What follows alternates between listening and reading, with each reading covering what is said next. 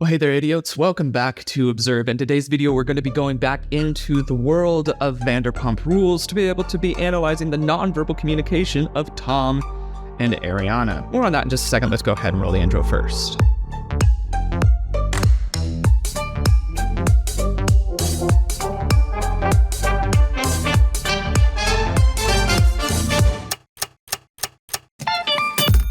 With Father's Day coming up rather quickly, today's video is brought to us by longtime supporters of the channel, Exter. If you're tired of bulky, outdated wallets that weigh you down and make finding your cards a bit of a hassle, look absolutely no further. Exter is here to transform your everyday carry experience. With its sleek minimalist design, an Exter wallet is more than just an accessory. It's a smart, functional companion that combines style and convenience. But let's also talk about security for just a second. Exter wallets are equipped with RFID protection, keeping your credit card information safe from potential thieves. So you could say goodbye to the worries about having your information electronically pickpocketed from you. Along with this, Exter wallets feature a unique and innovative quick access mechanism. With just the push of a small button, your cards smoothly slide out for easy access. No more fumbling or rummaging around in your cluttered wallet for the correct card. Exter understands the importance of quality as well, which is why their cards are crafted using premium materials such as genuine leather, space-grade aluminum, and even carbon fiber. This ensures durability and longevity. They are built to withstand the rigors of everyday use while maintaining their stylish appeal. Now, perhaps you are like me and often misplace your wallet. Fortunately, Exter has you covered there as well. Using their solar charge tracking card and the Chipolo app, you can easily locate your wallet's last seen location, saving you valuable time and stress. But Exter goes beyond just being a wallet company. They offer a range of accessories such as card holders, phone cases, and even a solar-powered tracker card, which you can place into any item and never lose track of that item. With Exter, you can build a personalized set of essentials that suits your specific lifestyle. So, if you think that Exter would be a pretty good fit for you or perhaps somebody you love and know, consider upgrading your wallet game and experience the perfect blend of style, security, and convenience. Click the link in the description of this video and get 35% off Exter's Father's Day sale using my code, which is OBSERVE, OBSERVE. Again, follow the link in the description of this video and use my code OBSERVE to get 35% off. Thanks again to Exter for sponsoring this video, and back to our regularly scheduled programming.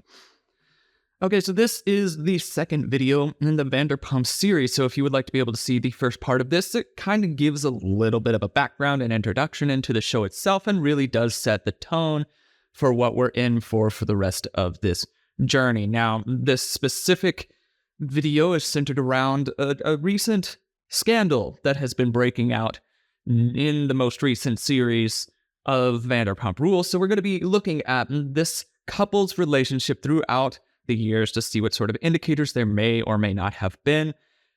I have not seen this footage. Again, this will be a blind react, so you and I will be experiencing this together. Wish me luck. Let's go ahead and just begin. Hey. Wow. What's up? Welcome to Sir.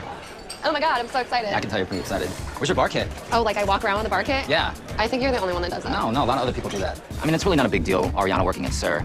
Kristen's not like a huge fan of her, but she has nothing to be jealous about. What do I need to know? Basically, everything has triple sec in it. So when all else fails, just vodka, triple sec, and some like, muddled limes. whatever it's called. Yeah. What's the difference between making a lychee martini here and a lychee martini at VB? Okay, so we're just trying to be able to note a few things. First, everybody decided to fill me in that I was saying Sir wrong. And I was. I mean, that's fair. It's Sir, not Sewer, or Sewer, as people heard me say. So anyway, thank you for the correction. I'm now on board with that. Now, the dynamic that I'm noticing between the two of them so far is there is a little bit of a flirtatious dynamic between the two, with the teasing and the poking back and forth for just a small bit there, but there's nothing that's too substantial so far. There was a mention of somebody else kind of in the mix on this, so already I'm gathering that there might have been some sort of odd dynamic from the very get-go, but let's just keep watching to see how this plays out. We don't use lychee liqueur here. You use fresh lychees and lychee juice. Yes, and then triple second vodka. Okay. I'm glad that Tom Sandoval's training me at Sir because he makes a killer drink. Villa Blanca is like way more organized than I can tell. per se working with Jax. First of all, he's an 8, and then he'll do one of these like nice blind turns. Yeah. He'll like go that way, and Yeah. I'll bump into you and be like, oh wait, I don't even need to go over there. When I first heard that Ariana was coming over to Sir, I was excited because she's a good friend of mine and she's cool and she's chill, unlike most of the other girls at Sir. All right, ready? So that couple of contacts there, that was an intentionally done move. It indicates a level of comfort between the two of them, which then lines up directly with what he was saying right after as far as them being good friends. So they at least had some level of interaction, social interaction before that would lead to that level of comfort. And now he's also already ragging on everybody else at Sir. So it's gonna, I can already feel that this is gonna be a very rocky dynamic to start what I'm assuming is a relationship from this point on. Let's just see how it plays out. Ready? Raspberry mojito. Go to work, my young apprentice. And you can go ahead and use your muddler. Oh, no, wait, you didn't bring one. Oh, yeah, right. Here you go. Work it. But I don't like all the armpit exposure that gives. Why? Pits are awesome. They're like the new thing. Clavicles was like 2012. Now it's about pits? Pits are like 213. See, what would I do without you? I don't know these things. You gotta keep me up on the trends. Yeah, dude, I reach Cosmo magazine. something. This is gonna be so good. Are the two of you dating now? Okay, so pausing that, it sounds like we're about to get into a different area of the show, different season perhaps. Noticing still the dynamic between the two of them, there's this constant picking back and forth, but playfully done to where there doesn't seem to be any hostility behind it. So that does make sense. That dynamic does exist there. And so I'm sure that this next question that's about to be asked is going to be answered with a yes, we are dating now. It seems as though it was there from the start of this show, but let's see what happens. You know, we've definitely been hanging out and things have been great. Okay, so you're kind of dating. Yeah. Sure. Okay. Sure, fine, yeah. Oh, okay. Congratulations. So that's fascinating. Non-verbally speaking, the shrugging in there, the hunching up, there's a level of defensiveness and uncertainty in both of them in regards to this dating aspect. So what I gather from that is that there might be a negative connotation around the dating scene. Perhaps neither of them want to admit that level of commitment. Perhaps it's something about dating another coworker. Vanderpump Rules doesn't seem to really to push against coworkers dating or having relationships on any level. So I doubt that that's the case, but I am finding it fascinating that there is that uncertainty, insecurity, defensiveness that creeps out from both of them, along with the dismissal, as you can see them looking off to the side. They're trying to play it down, which to me more would indicate that there is something more substantial there than not if they're trying to play it down. Let's keep watching. Thanks. I mean, it's been awesome. It's about time. Oh, thanks. I mean, Thank you you. seem like you're seeming a lot like a happier. Sheena's even said it the other day. I'm like she's a so lot much happier. We're both happier. happier. I just want to say I'm Okay, that's interesting. So a few things non-verbally speaking. So from Tom's side, I'm noticing a fair bit of no shake during that. I'm so much happier. It is consistent, and it's a pretty broad motion. So that would push me to believe that he's doing so intentionally. So that doesn't mean that it's a desynchronization point, but more so would be leaning into that you would not believe. So there's the no shake, you would not, the synchronization that comes across there. But then when we're also seeing this other gentleman talking about the relationship, we're seeing a lot of uncertainty with the shrugging in there. There seems to be some form of hiccup. There's something that's a disconnect here that's causing this odd display of nonverbal communication, even though both people are saying, yeah, this is great, everybody's happy. Their nonverbal communication is showing some uncertainty around that. And I find that fascinating. Looks like we're about to skip to another part of this entire relationship. Let's see. just want to say I'm sorry that you've had to be subjected to all this because of my ex. It hasn't been easy. I feel like we're lucky, like I really do. Me too. Well, I was actually gonna ask you, maybe you would consider moving in with me.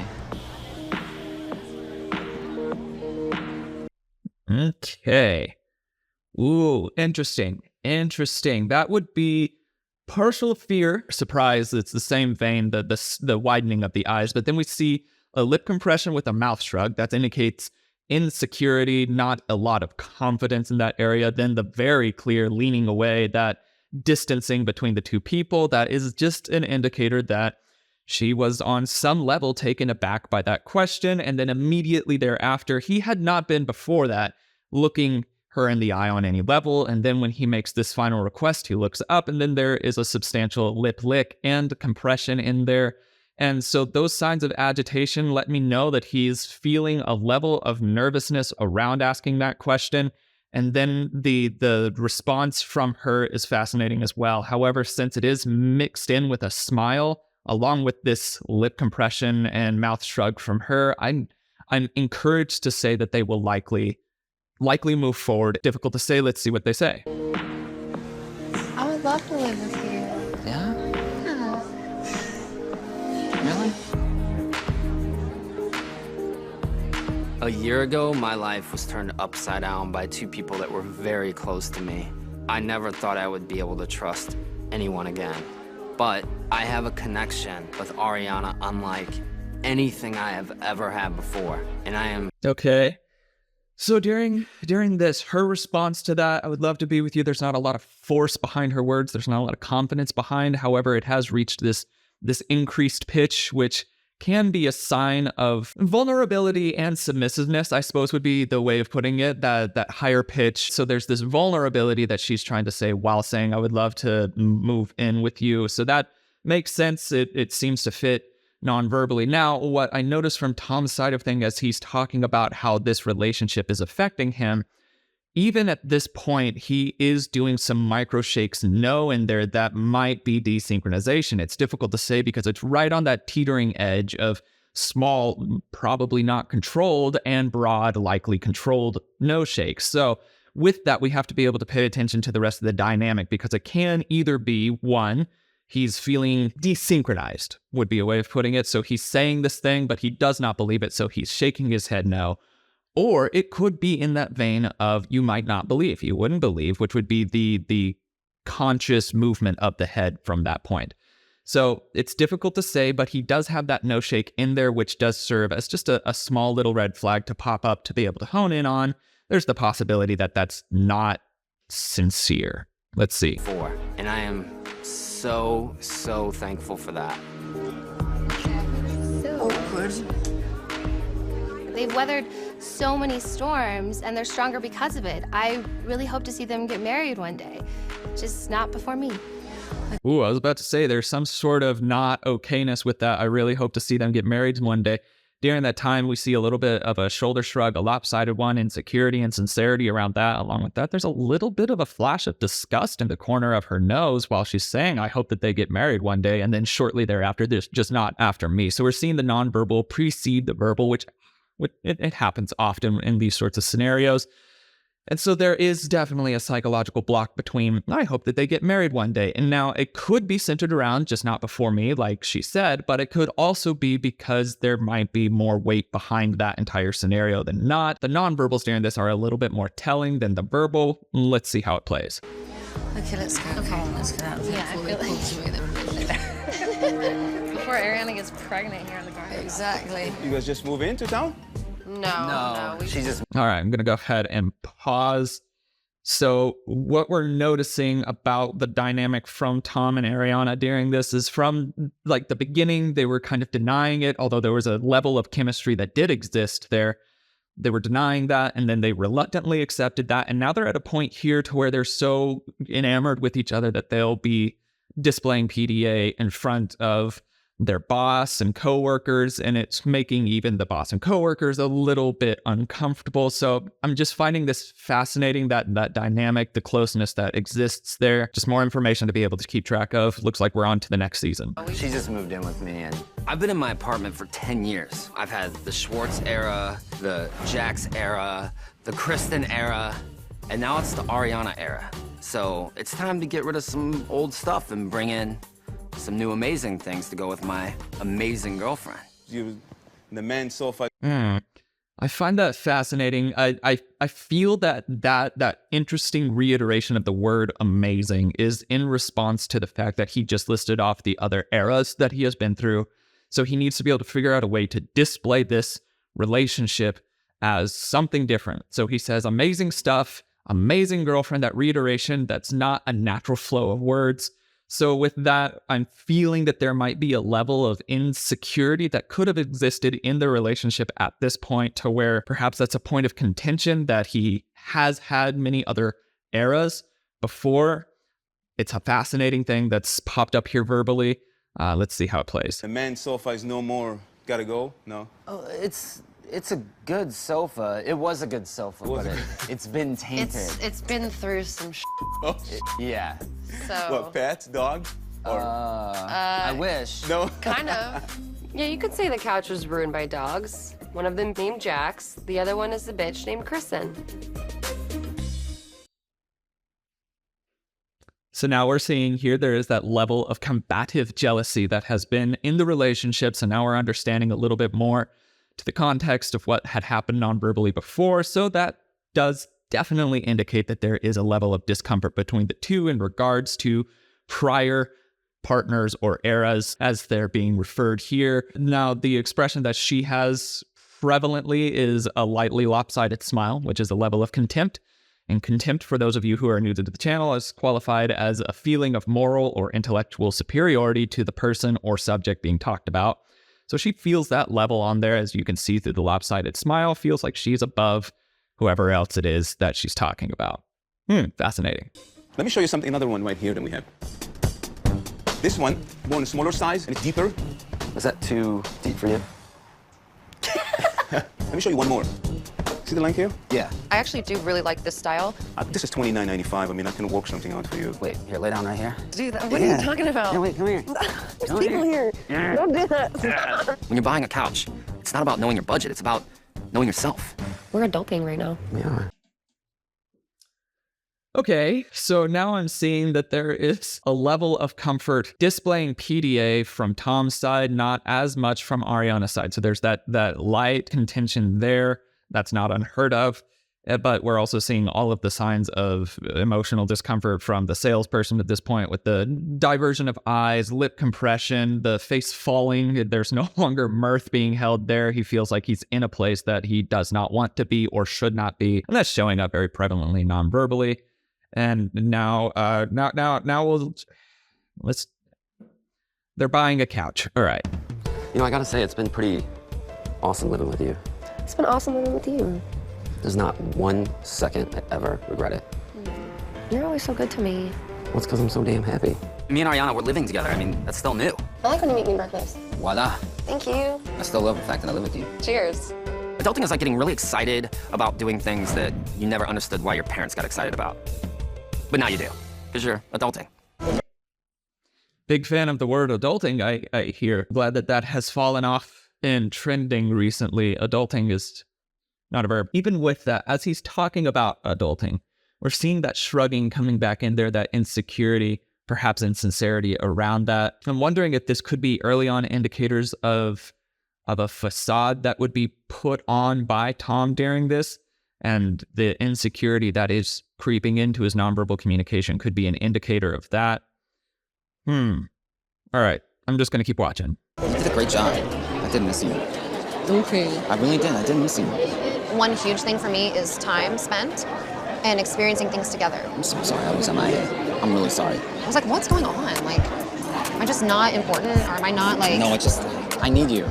I really do need you. You're my foundation. God, it kills me that I have something to do with the fact that Ariana is like doubting herself and being self-conscious. Like, I need to make sure that I'm there every night, sleeping with her, giving her little cuddles, and being a good boyfriend. You need... There's something in my soul that's not settling well with Tom. I don't like the approach that he's using. And honestly, in this entire situation right here, it feels like there's a level of manipulation from both sides. It could be just open and clear communication, But there is also the nonverbal that goes along with this that makes it fascinating. At the beginning, Ariana has a level of insecurity, again, with a lip compression, perhaps a little bit of contempt or disgust creeping into the corner of their nose and mouth there as well. So that adds a little bit of context behind their response. So they do have a level of aggression and conflict towards Tom. And Tom is now pulling out the "I need you, you're my foundation, you're my rock" side of things. That line of phrasing is not unheard of in manipulation situations. But then along with that, as he's going through this prior or the interview portion talking about this segment, we're seeing some insecurity come in with the shrugging. Again, he is breaking eye contact regularly.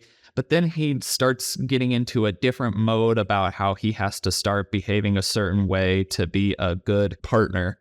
And one of those is to come home and stay and sleep with her every night. Now, I don't know any of the circumstance around this, but that specific verbiage, that strikes me as interesting that he does mention that. So there might be perhaps some sort of difficulty around that, to where perhaps he has been not as consistent with that as Ariana would like. And so we're seeing that dynamic come out, and the verbal processing of it also present itself. Let's see what happens. You need to be my number one. Well, that would be cool, but... You are my number one. I'm sorry. You're my number one.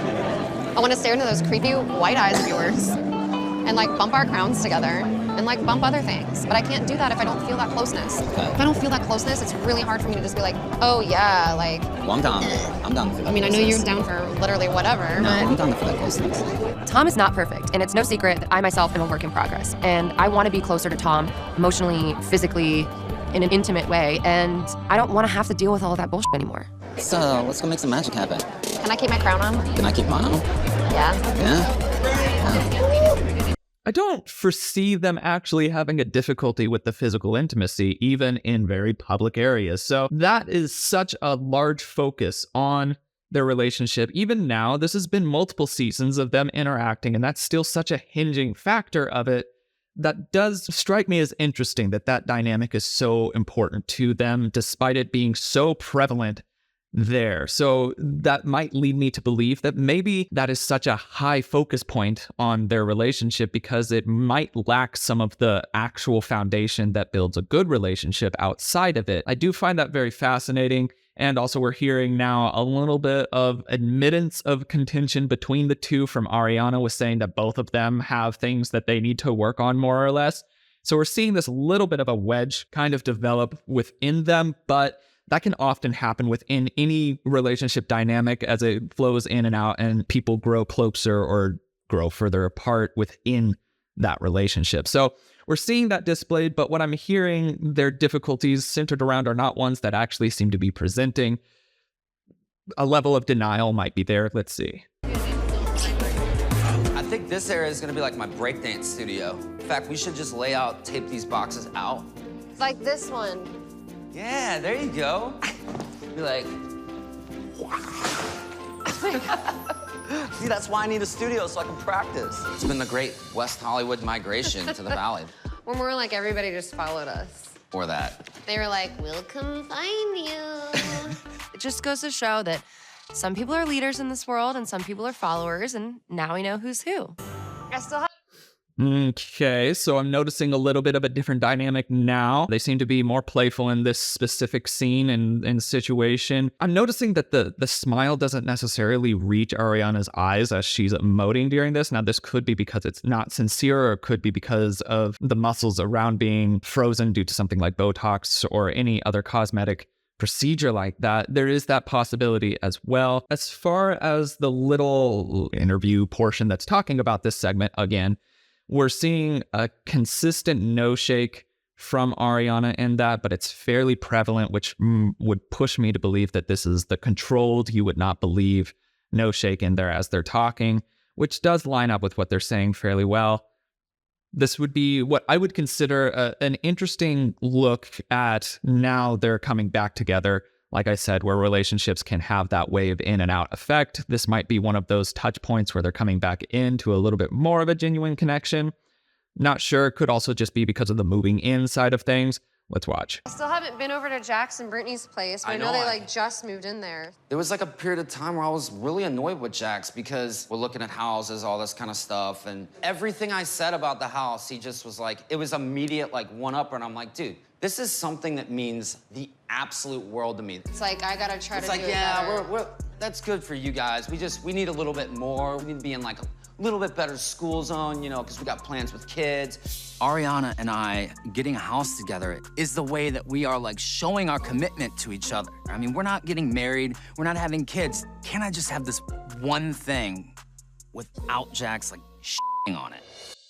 Not sure who Jax is, but Jax still has a very heavy control in Tom's life, and therefore also Tom and Ariana's relationship, and that's not a good indicator. As if there's somebody who has that amount of emotional impact on another relationship, then there's something that's unfinished in that realm, something that needs to be addressed further or cleared up, or ties need to be cut, something along those lines. Regardless, we're hearing that this person has enough influence to ruin the moment of purchasing a house with what Tom is saying is his perfect, amazing, wonderful girlfriend. At the time, they're not getting married, but they're buying a house. And so he's really trying to say that this moment is huge.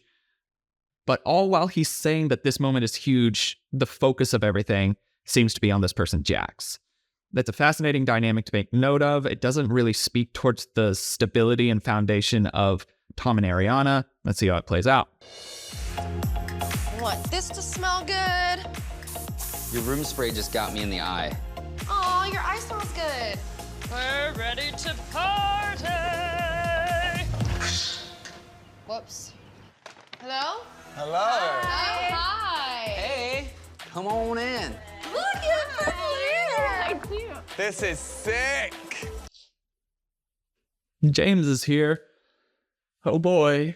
I don't actually have anything serious to comment on this little section here. What I do have to comment on is that I wish I could smell sometimes. Room smell at all would even be a cool thing to be able to note. Anyhow, James is into the picture here, and if you saw the last video, I have some difficulty with James. I'm having difficulty with a lot of the people on Vanderpump Rules, not too surprisingly, but James has a special place in my heart. Let's see. James, I'll make you a cocktail. Unleaded. I think he's just gone. Surprise, I'm here. Why are you guys over here? We were just casually chilling at lunch, and then all of a sudden she gets like this text from Brittany, like, I heard this is all your idea, this whole thing. Your idea? And Brittany's like, you've rage text, so like everyone should go easy on Jax. I'm like, Your rage texts come at like 3, 4 in the morning. It's not manipulative. It's not like it's not everybody out of hates nowhere. Well, I've got a few of those. Just kidding. That was just uncomfortable. I don't know who these people are that just walked in, but it obviously wasn't a happy reunion of people there, even judging by the expletive being the introduction to everything and what are you doing here? None of those are a good first foot forward, if that makes sense. And then just from there on out, it seemed very combative. I know I'm missing something in that dynamic right there, because that was not obviously an okay interaction. Let's keep watching. It's like I'm a pimp and you guys are my host. What's up? Totally. What's up? I love your house. So cute. Thank you. Is that your dog? It's a dog.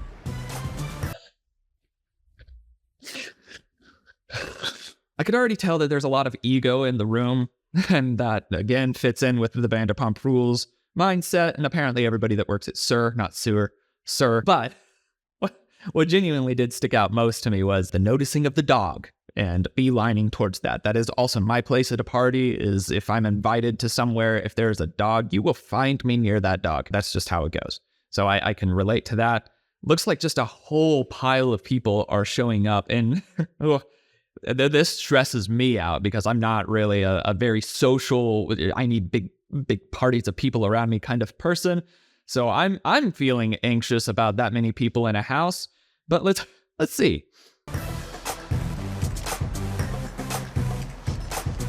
going on over here? You look so cute. wait, this is adorable. Like there's tents in the back, like what? And there's a hookah lounge. James is DJing. Cheers. Hey, everybody, thanks for coming. Thank you. Let's get wasted. What are the areas that you specifically wanted to target? Okay, I'm gonna go ahead and pause here. Something that I don't necessarily enjoy about the interaction between all these people is the forced jovialness, this forced socialness between all of them.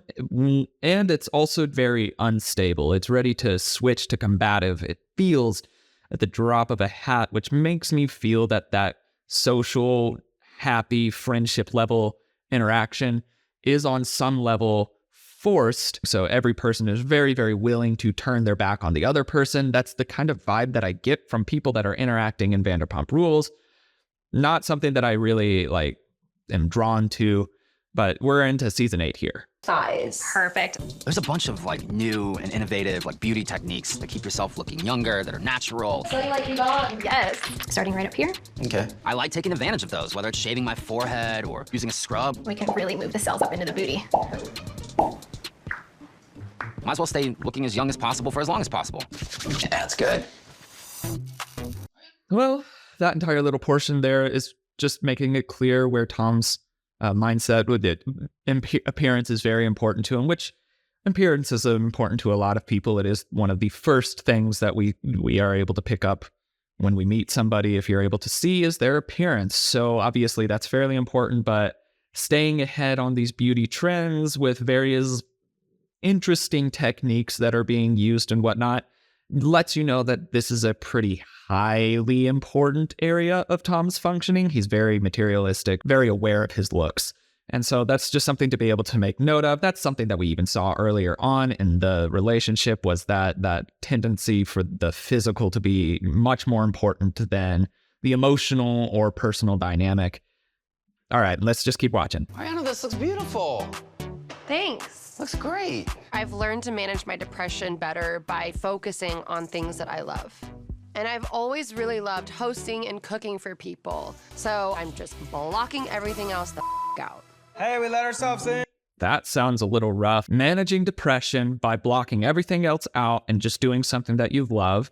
Fair. I understand diving into a hobby or a passion to be able to help add that extra energy and life to your life when you're feeling especially depressed and everything that goes into that. But what I find fascinating was the very stark contrast between Tom and Ariana on that front, as he's very verbose and broad with his nonverbal communication, as he's talking about how amazing this looks. Now, perhaps he's trying to cheer Ariana up. Ariana's not feeling that way very much. As you can see just across her face, it's not fully emoting the happiness or joy or reflecting the happiness or joy that is being displayed by her partner. And that disconnect, that desynchronization between the two just lets us know that they're on different pages emotionally on some level. It looks like Tom and Katie are showing up. Last time Tom and Katie showed up, it was interesting. Let's see. I love what you haven't done with the place. Oh, thanks. La la la la la la la la la la la la la la. I love what you haven't done with the place. Maybe I don't know something about Katie. Maybe I'm missing something, but that just seems to be a rude thing to say walking into somebody's house, is I love what you haven't done with the place. Oh, well, I'm sure I'm missing some form of context, but that line alone puts a bad taste in my mouth. And then Ariana's response to that with that little interview blip being like, oh, obviously don't want to hear that, don't want to acknowledge that, take any of that information in, and she's in the moment not paying attention to Katie coming in either. So that's a fascinating dynamic. Again, looks like we've got some more people coming in. Hi. Hey, what up, guys? Hi. I'm so tired after beach. Cheers, guys. Look at that. Thanks, dude. That shot. Yoo-hoo. It smells good in here. Oh, where'd you come from? You guys taking shots without me? Oh, yeah. I love that candle. It's a great candle. Lisa got me the best. Or is it? Oh, yeah. It smells expensive. Ha! Hey, Tom. What's up? Dinner is served. Wait, are we allowed to have phones or no? No. No phones at dinner. Whoever picks up their phone first has to buy Tom and Ariana a table. Yeah. Karate, chop, negativity, animal life. Well. This is just an uncomfortable little get-together. Nobody seems to genuinely actually be happy to be there. none of the happiness or joy is reaching really anybody's face. Even during the social interactions that are happening in between each person, everybody just seems to have this level of not okayness. Now, whether or not that's because Tom and Ariana's vibe is off or because something else broader that I'm missing is off, I'm not sure. But this is not a really happy get-together, aka this is fake. This is a forced happiness, the forced happy get-together. A little strange. Thank you for making dinner, guys. Thank you. Yes, thank you. I just want to say thank you for coming over and having dinner with us at our rented table and our folding chairs. And I'm just happy you guys are here and in my life. And I love all of you. I'm so happy I know you.